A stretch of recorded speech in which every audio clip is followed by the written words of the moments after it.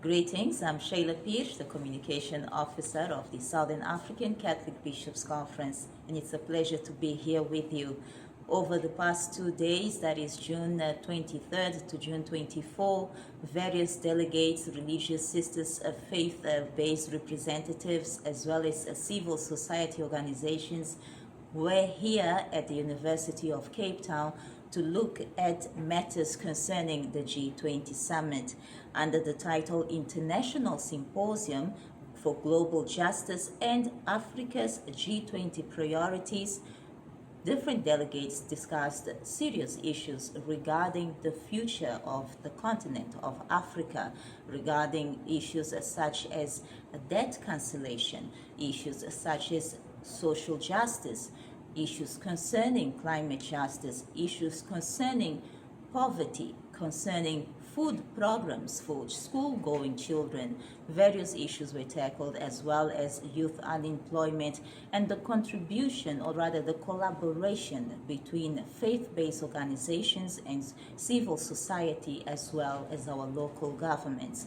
And so in these two-part interviews, I'll be bringing you conversations with the chairperson of the SACBC Department for Social Action, as well as the sisters from Calvary in Botswana and a sister from Montebello, Dominican sister from Montebello in KZN.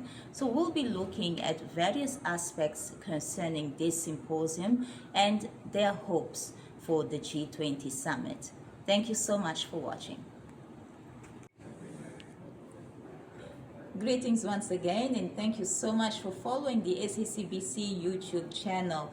As mentioned in previous conversations, we're still coming to you from Cape Town University, where the SACBC delegation has been positioned for the past 2 days, and this was for the symposium, the International Symposium on Global Justice and Africa's G20's Priorities.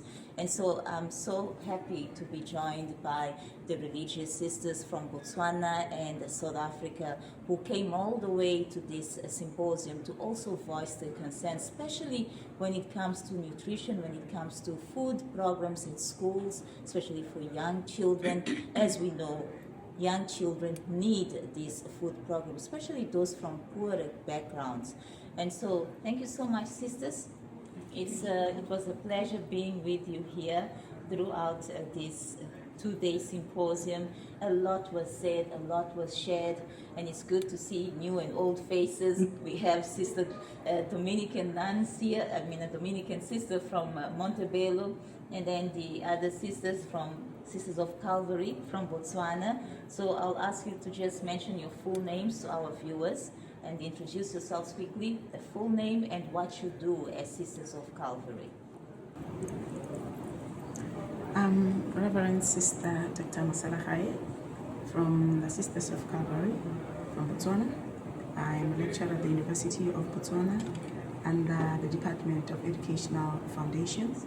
My main, what I do is working with people with disabilities who falls under the vulnerability population in each and every country. And as a congregation, we have a mandate, or our apostolate is sort of working with the marginalized, and people with disabilities are among the population of the marginalized. So I also work with incarcerated members of the society who are also under the marginalized population. So we are founded to bring education and bring restorative justice to those who are incarcerated, and also working with the marginalized community, because we run from a compassionate spirituality. Thank you. Yes, good afternoon. I'm Sister Jerome Kuzwayo, a Dominican sister from Montebello. I am a teacher, teaching at the high school, and as a congregation, the main apostolates, of course, it's preaching, so we preach in different ways. The core thing We have primary schools and we have high school. We also do the missionary work. And we respond to that because what drives us again is compassion. So we respond to the signs of time. But for now, mainly is teaching and working with the marginalized, especially the women. Thank you. Thank you. I am Sister Osir Setedi, a sister of Calvary. I'm an accountant by profession. Currently, I'm based at Matters Bay College. It's a Catholic mission school fully funded by the government. So I find myself in that situation where I respond to the needs of the school at that time because on day-to-day basis, I run the financial affairs of the school, the budgeting, submitting reports to the ministry. So I work so much closely with the Ministry of Child Welfare and Basic Education. And because by the virtue of me being a sister, I give the school the Catholic identity. So I find myself offering catechism classes to the students there. Most of them, they're youth, they're vibrant, they have that energy. So I try by all means by being available for them and assisting them. Thank you. Thank you so much, sisters. So one of the points in the declaration, the Cape Town Declaration of this symposium, is the participation of religious sisters, your involvement in these priorities that were set throughout this two-day symposium. And one of them, of course, has to do with food programs at schools, but there are many other aspects of life where religious sisters play a key role. I think we'll start with you, sister. What was your take from this symposium, especially regarding the role of religious sisters or faith-based organizations? Thank you so much, Sheila, for the question. And actually, I'm feeling fulfilled and very happy because this is one area maybe as sisters together as a collective we can do. And I was taking this along with like what is going to happen in Botswana. I want to champion that because we have what we call Women Religious of Botswana, which is it's a community of all the different congregations in Botswana. And we have been just been doing human trafficking and something to do with Laudato Si, which is climate change. But there wasn't really anything in terms of that food meals and responding to the needs of the marginalized. Earlier on, I have said that I work with the marginalized. I've been working with the marginalized in terms of education. But then you want to teach somebody who is hungry.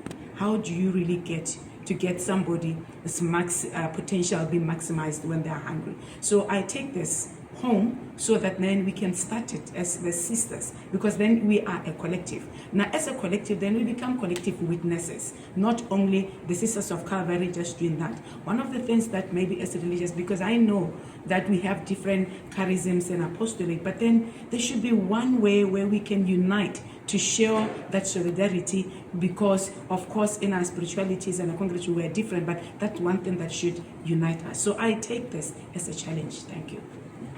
And I think I'll stick with the Sisters of Calvary for now, if you don't mind, sister. During this symposium, a lot was said about debt reduction, the cancellation of the debt of many African nations. You dealing with accountant, you're an accountant yourself, you know what it's like when it comes to the financial crisis that many African countries are facing, and it affects the people on the grassroots, in your case affecting schools as well in different ways. What was your take when a lot was spoken about debt reduction and how Africa as a continent is quite wealthy? Oh, thank you so much for the question.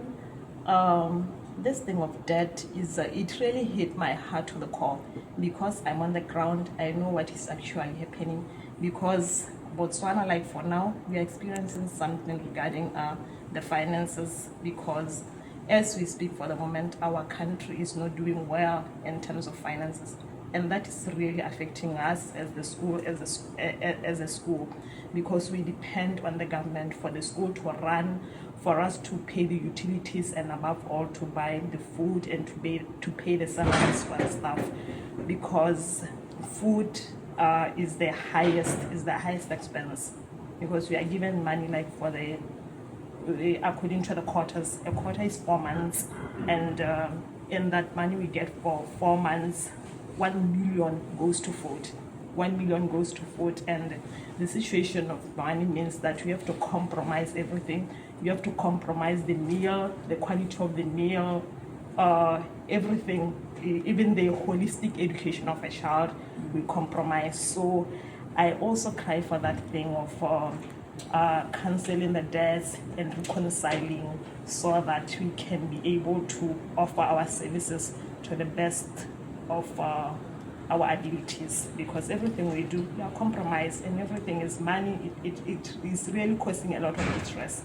Sometimes we even thinking of closing up the school, because for us to function, we need the money, because us as a mission school funded by the government, we are even affected more. We are affected more by this issue of monies. Yeah. And of course, thank you, sister. Of course, this symposium also looked at climate justice issues, and it's something that you mentioned in your comments, that, for example, in your area, the school, they're running without water. Yes. And this has several consequences. Talk to us about the issue of climate justice and how governments do not seem to be on board or fully on board when it comes to providing the basic needs to ensure that every child has proper access to education, has access to clean water above all. Yes, thank you. First of all, maybe I may comment about the fact that I learned something as I attended this symposium, because I did not have the full understanding of it. That's why I'm calling for the cancelling of it, because at the end of the day, maybe we also blame the government, and yet maybe the issue is about this debt. So as I was saying, referring to our story, our school is the same thing. It's Section 14 according to South Africa, so it's a public school on private ground. So it's fully funded by the government. It's a non-fee paying school, which means we totally rely on the funds from the government. I made a scenario that I think it was 2022, where the government only gave us 50% of the allowance that we're supposed to get, and that left a gap in our schools. And at present moment, as I was referring to the story, usually there is a scarcity of water. It's a long problem. Even when I was still young, the problem of water was there. But after the new government, at least they came up with the issue of bringing water tanker to bring water to schools. And then we have JoJo tanks in schools. But all of a sudden, because we are owing them, we haven't paid for water utilities, let me put it like that.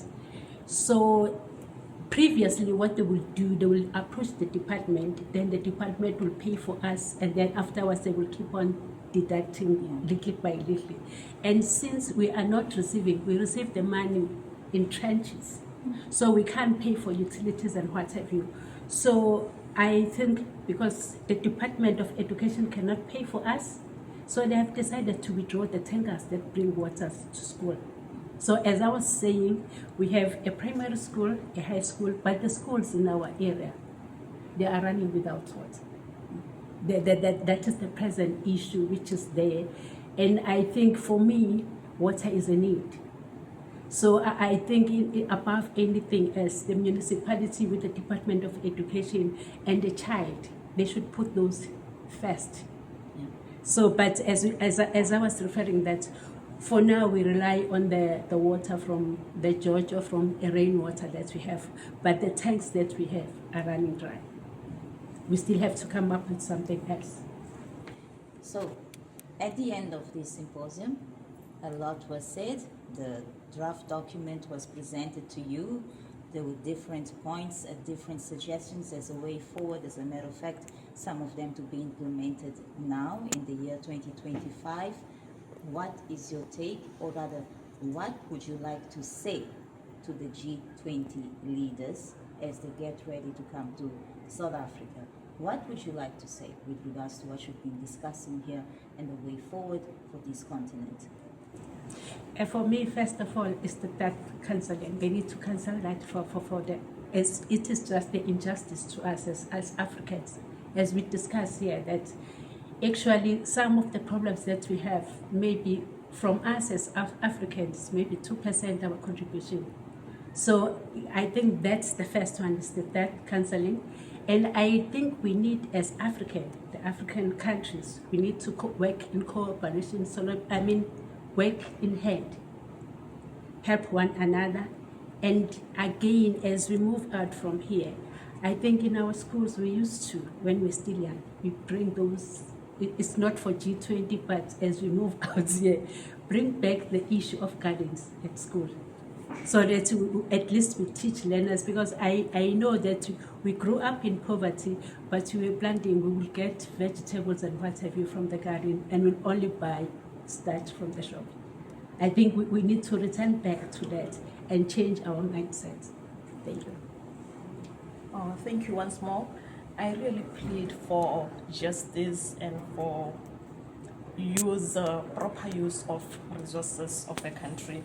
I think because we have the accounting officers, because this money thing is held at a ministerial level, so we need proper use and accountability, and avoid greediness.